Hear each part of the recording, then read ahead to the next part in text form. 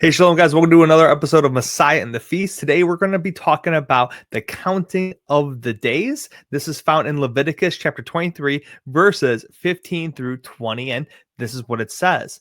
You should also count for yourselves from the day after the Sabbath, from the day when you brought in the sheaf of the wave offering. There shall be 7 Sabbaths. You shall count 50 days to the day after the 7th Sabbath. Then you shall present a new grain offering to the Lord. You shall bring in from your dwelling places 2 loaves of bread as a wave offering made of 2/10 of an ephah. They shall be of fine flour, baked with leaven as first fruits to the Lord. Along with the bread, you shall present 7 one-year-old lambs without defect, and a bull of the herd and 2 rams.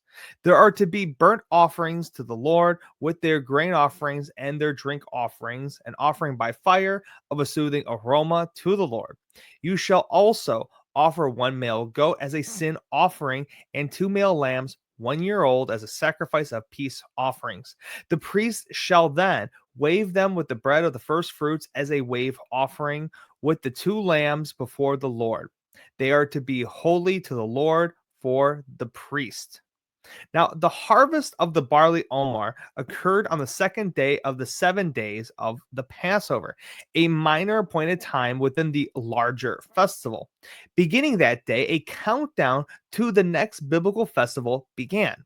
The Torah commanded the Jewish people to count off 49 days and then celebrate the festival of Shavuot, or Pentecost in Greek, on the 50th day. Now, during the 49 days of the counting of the Omer, the wheat crop of Israel ripened. By the end of the 49-day count off, the wheat was ready for harvest. The priesthood offered the first fruits of the wheat crop on Shavuot. Now, our master Yeshua rose from the dead on the first day of the counting of the Omer, and the Lord poured out his Holy Spirit upon Yeshua's disciples on Shavuot of that same year, the conclusion of the days of the counting of the Omer.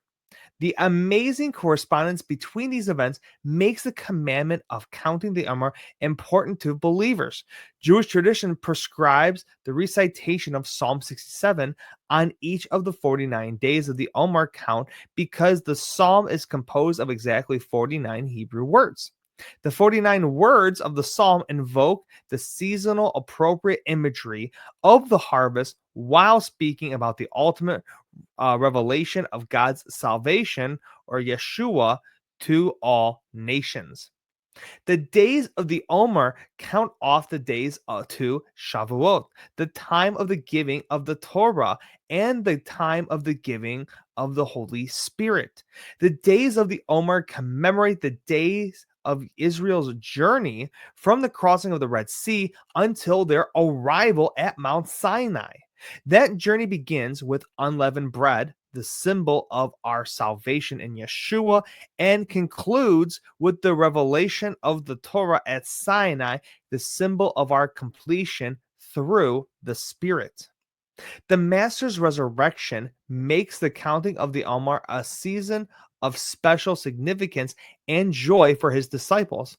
All of Yeshua's post resurrection appearances fell within the days of the Omer count. On the first day of the Omer, he rose from the dead. He appeared to Mary Magdalene, Peter, and 2 on the way to Emmaus. On the second day of the Omer, he appeared in the midst of the 11 disciples. In the ninth day of the Omer, he appeared to them again, and Thomas was with them.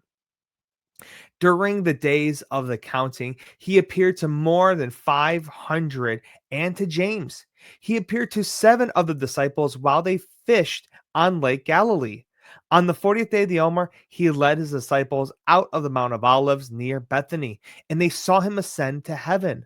Before he ascended, he commanded them to not leave Jerusalem but to wait for the promise of the Father. They waited and counted the days 41, 42, 43, all the way to 49, and then the Omer. And when the day of Pentecost had come, they were all together in one place. And of course, guys, what this is referring to is Acts chapter 2, when they were all gathered together and tongues of fire appeared above them and they were able to speak in different languages.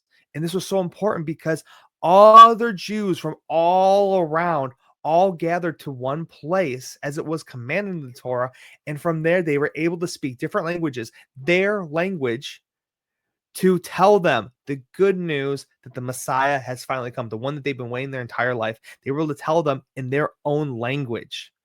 So there you go. That is the importance and the significance and the shadows of Yeshua and the New Testament as we see the Brit Hadashah to the Tanakh, the Old Testament. Please like, share, subscribe, and I'll see you guys in the next one. Shalom.